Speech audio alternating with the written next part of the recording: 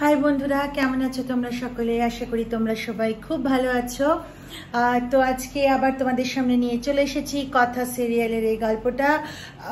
মানে 20 এপ্রিল কি হলো কথা সিরিয়ালে সেটাই গল্প করে তোমাদের সামনে তুলে ধরবো।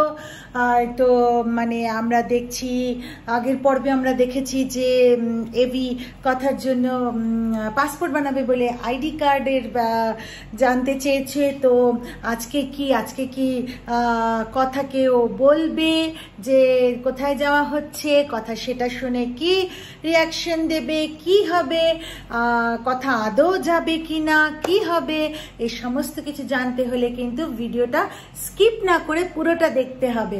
তো চলো তাহলে সময় নষ্ট না করে শুরু করা যাক 20 এপ্রিলে কথা এপিসোডে কি হলো। তো welcome back to my channel serial update with Rinka.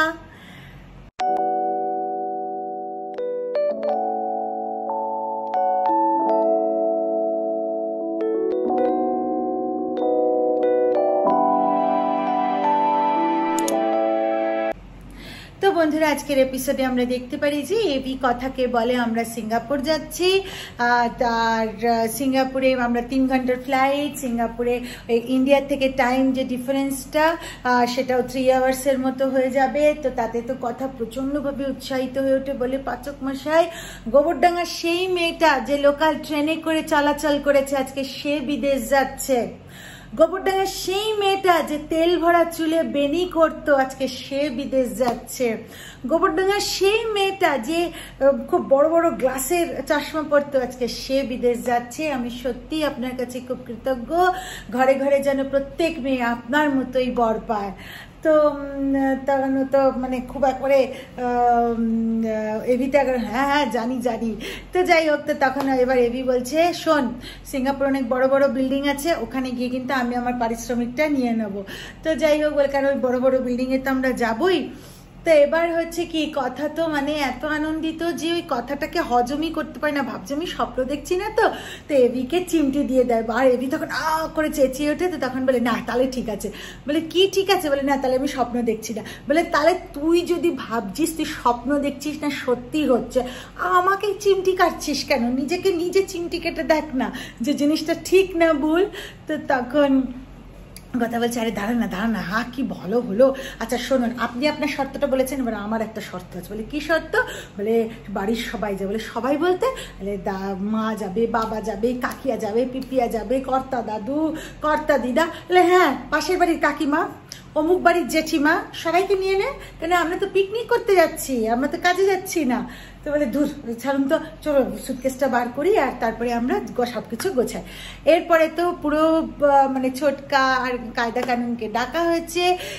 তো সবাই আমার মুড়ি আর চপ টপ নিয়ে, তো সবাই বলছে আজ কি হলো রে বাবা, এরকম সবাই ডেকেছে। তো তখন কথা বলছে আজকে আমি বলবো কেন ডেকেছে। তখন এভিও ঢুকছে, বলছে ওই তো বিগ ব্রো। তখন বলছে ঠিক আছে আমি শুরু করি, বাকিটা কথা বলবে। তো তখন এবি পুরোটা মানে শুরু করলো কি ব্যাপারে ডাকা হয়েছে। তো কন্টিনিউয়েশনটা কথাও বলে দিল যে ওরা সবাই যাচ্ছে হচ্ছে সিঙ্গাপুরে। তো এবার ছোটকা আর কাকিয়া তো সিঙ্গাপুরেই ছিল।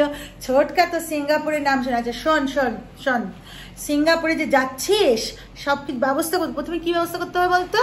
থাকার ব্যবস্থা। তো এবি তখন ওখান দিয়ে এসে বলে হ্যাঁ সেটা তো যাদের সঙ্গে যাচ্ছি, মানে যেহেতু সিঙ্গাপুরে একটা ফুড ট্রেডের হবে সেটাখানে যাচ্ছে, তো বললো যাদের সঙ্গে যাচ্ছি ওদের যে আমি রুমটা বলেছিলাম তার থেকে একটুখানি ইয়েটা বাড়িয়ে দেবো, রুমের সংখ্যাটা বাড়িয়ে দেবো। হয়ে গেল তাহলে এটা হয়ে গেল খাওয়া, চিন্তা নেই, সব রেডি, আমি হেড কাউন্ট বাড়িয়ে দেবো। এবার সকলে হাসছে, কেন না ছোটকা যাই বলছে এবি সব কিছুই আগের থেকে অ্যারেঞ্জ করে রেখেছে। এবার কি হয়েছে না, তারপরে ছোটকা বলছে শোন, এই যে এখন যে কথাটা বলবো সেটা কিন্তু তোরা কেউ জানিস না। আমার কতদিনের ইচ্ছা ছিল নূপুরকে নিয়ে যাওয়া, ওখানে বাবা মাকে নিয়ে যাওয়া, কিন্তু যখন হয়নি, আজকে যখন এভির চক্করে মানে এর চক্করে অগ্নির চক্করে হচ্ছে, আমরা খুব খুশি, আমি তো খুবই খুশি, আমি যাবো। বলে দে ল্যাপটপটা দে, বলে একটা জায়গা ল্যাপটপে দেখায়, সেটা হচ্ছে লাইফস্টাইল ভিলেজ বলে একটি জায়গা এবং সেখানে একজন গুরুজি আছে। এবার নীলাদ্রি ল্যাপটপে ওই গুরুজির মুখটা দেখতে পেয়ে একটু হকচকিয়ে যায়। তো তখন কি হয় না, বারান্দায় এসে যায় যেখানে কথার গাছপালা রয়েছে। এবার তখন মানে হঠাৎ করে কথা এসে এখানে পৌঁছায় এবং কথা বলে যে কি হয়েছে দাদা ভাই, তুমি এরকম কি চিন্তা করো? বলে কিছু না রে, ওই রেডিও দিদি না, প্রিয়ার সঙ্গে কিছু হলে তুমি এরকম করবে না। এদিকে কিন্তু নীলাদ্রি মনে মনে ভাবছে এগুলো কি সব কাকতালীয় কোইন্সিডেন্ট ঘটনা, না আমি মানে কি করবো, আমি কি বলা ঠিক হবে? কিন্তু সে তারপরে যখন কথা জোরাজুরি করলো, কথা কে নীলাদ্রি বলে দিল যে ওই যে গুরুজি উনি হচ্ছেন কথার বাবা, এবং কথাকে বোঝানোর চেষ্টা করলো যে উনি অনেক বদলে গেছেন, কত ভক্ত ওনার এবং কতজন ওনাকে ভক্তি করে, কিন্তু কথা কিছুতেই বুঝতে রাজি নয়। এবং কথা সকলের সামনে এসে তখন বলে দেয় যে আমি সিঙ্গাপুর যাব না। এভি ভাবে যে মজা করছি, এভি বলে দেখ তুই তো গাছপালার জন্য বলছিস, আমি একটা মালি ঠিকও করে রেখেছি। বলছে না, তারপরে যতবার বলছে দেখ তুই মজা করছিস, আমি বুঝতে পারছি, বলে না আমি মজা করছি না। তারপরে এভি বলেছে তাহলে কারণটা বল, কিন্তু কারণটা কিছুতেই বলতে পারে না কথা, ইনফ্যাক্ট বলতে চায় না, কারণ কথা মনে মনে ভাবতে থাকে যে এটা আমার লজ্জা যে আমার বাবা ছোটবেলায় আমাকে ত্যাগ করে, মাকে ত্যাগ করে কোথায় চলে গেছিল, মা যখন শয্যাশায়ী ছিল, আমি এই কথাটাই বা পাচক মশাইকে বলি কি করে? তো তখন তো এভি প্রচন্ড রেগে যায় এবং বাড়ির সকলেই বলে কি গো তুমি একটুখানি ওকে তো বিগ ব্রোকে বোঝাও, কেউ এভিকে মানে কেউ কথাকে বলছে এভিকে বোঝ, এরকম কেন করছিস তুই, অগ্নিদাকে একটু বোঝ, সকলেই বলছে আর কি কথাকে। তো কিন্তু কথা তো না যাবে না। তো যাই হোক, এবার পরের দিন যখন এভি বেরোচ্ছে তখন মা আনন্দীর আশীর্বাদী ফুল দিতে গেছে কথা এভিকে, বলে তখন এভি বলেছে আমার চাই না, যে আমার জন্য সৌভাগ্য সে যখন আমার সাথেই যাচ্ছে না আমি কিচ্ছু চাই না। তো যাই হোক, এবং তারপর বলে ওই যে টিকিটটা ওখানে পড়ে আছে তুই ছিঁড়ে ফেলে দিস, এটা তো আর লাগবে না।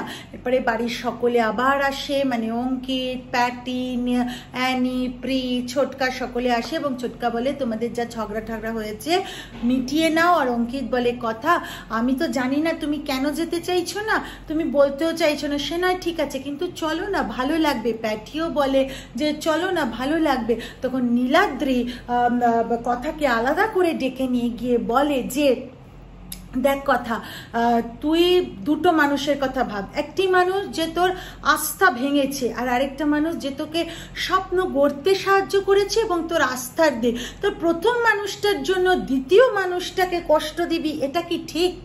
শুধু সেটা নয়, আজকে এই পুরো কলকাতায় যদি কেউ আসে এবং তুই অবগত না হোস তাহলে কি তুই জানতে পারবি কেউ এসছে বা তোর সাথে মুখোমুখি হবে?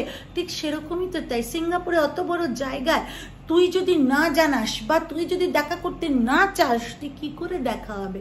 তো সমস্ত কিছু শুনে কথা রাজি হয়।